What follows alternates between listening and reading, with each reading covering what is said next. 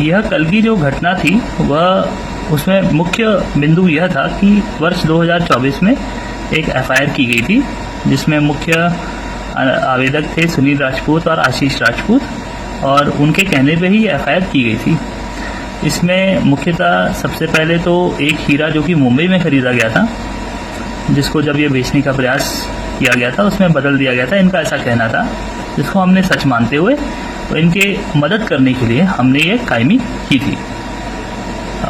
जब इन्होंने कहा कि इसमें सर गिरफ्तारी भी हमें करनी है, तो हमने इनको गिरफ्तार भी किया, इन्हें मौका भी दिया कि आपस में यदि इनका कुछ लॉस हुआ है तो वो रिकवर भी कर लें। बट जब 1 साल हो गया, उसमें चालान अब हमें पेश करना है न्यायालय में, तो इनके द्वारा उसमें अवरोध पैदा किया गया, जिस अवरोध के चलते हुए पुलिस को चालान पेश करने में दिक्कत आई।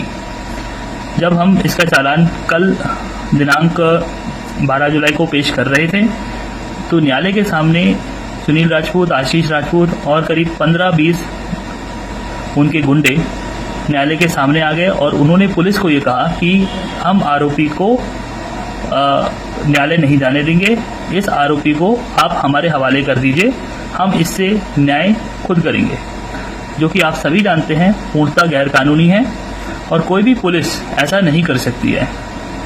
जब पुलिस ने इस चीज़ का विरोध किया तो उन्होंने इस चीज़ के नारे लगाए, क्योंकि वह न्यायालय परिसर था। तो पुलिस ने कहा कि आप न्यायालय परिसर में ऐसा मत करें, आप थाने चलें, थाने में चल के बातचीत की जाएगी।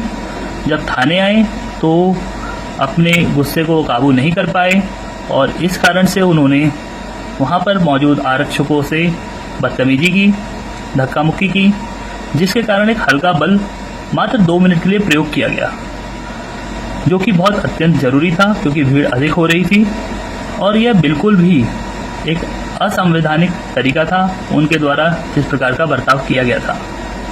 तो यही एक मुख्य वजह थी। मुझे लगता है कि जो भी इनका कारण था वह एक पर्सनल लॉस का था, पर्सनल मैटर था, उसमें किसी ऑर्गेनाइजेशन को जोड़ना या किसी समाज को जोड़ना बिल्कुल नहीं चाहिए था। तो यही मैं आपको कम्युनिकेट करना चाहता हूँ। Thank you.